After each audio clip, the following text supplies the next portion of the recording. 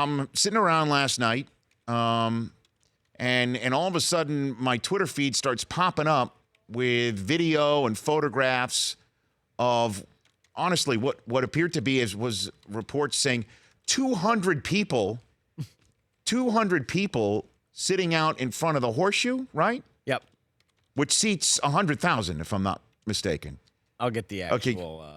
Yeah. Can you actually get me the capacity to protester ratio, right? It seats 104,944 people. Okay, sounds good. Yeah. Ohio Stadium, I think. And again, apparently 200 people showed up in front of the Horseshoe to protest Urban Meyer's placement on administrative leave, with many of the signs blaming ESPN and equating ESPN and Feinbaum with the devil, essentially.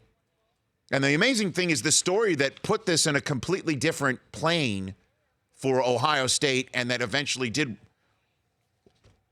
result in Urban Meyer being placed on administrative leave and an independent group being put together apparently in the next 2 weeks, going to figure everything out here, was broken by a reporter fired by ESPN and still paid by ESPN to put stuff on his Facebook page.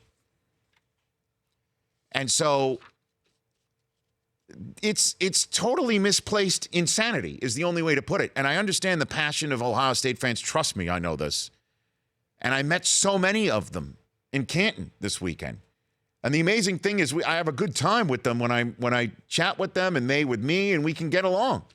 It's just, obviously we disagree and agree to disagree and love our teams, on one Saturday.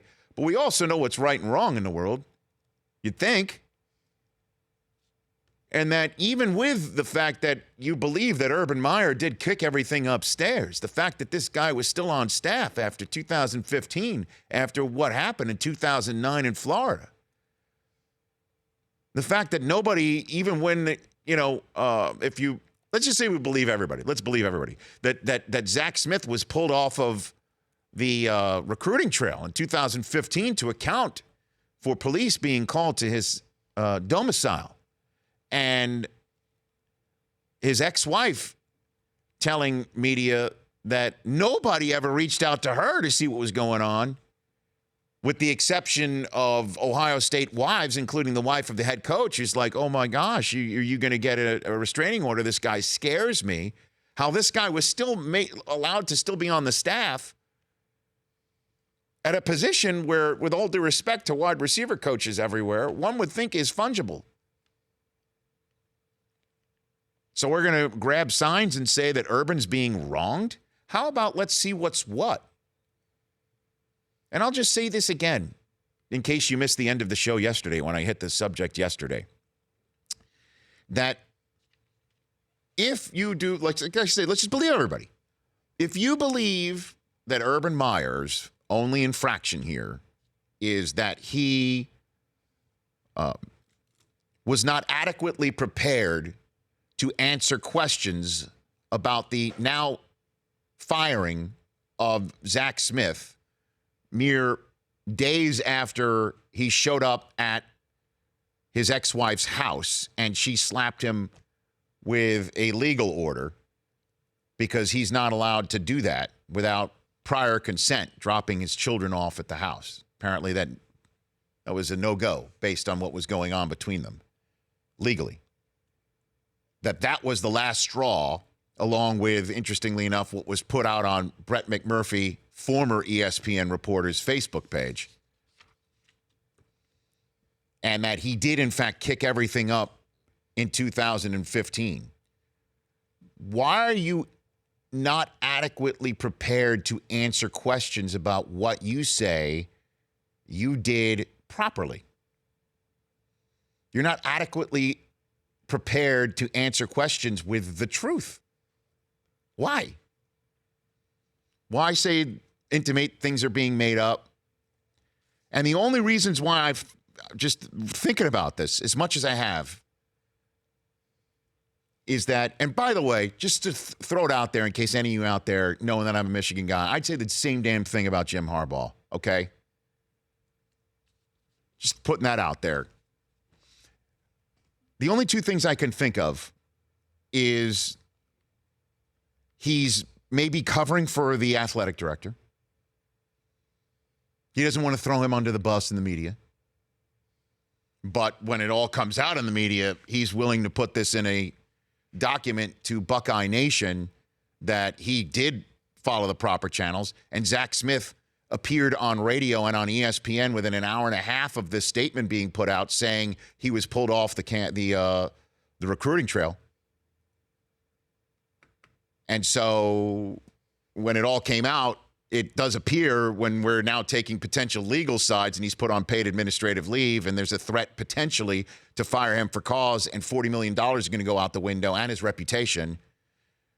Now he's saying, I put everything in proper channels in real time when it happened. Not my table, essentially. So he's willing to do that, but maybe at the time of media day he's not, or there's a combination of the second thing as well. The letter, again, was to Buckeye Nation, right? The exact phraseology, Chris? Just so I want to make sure I get this right.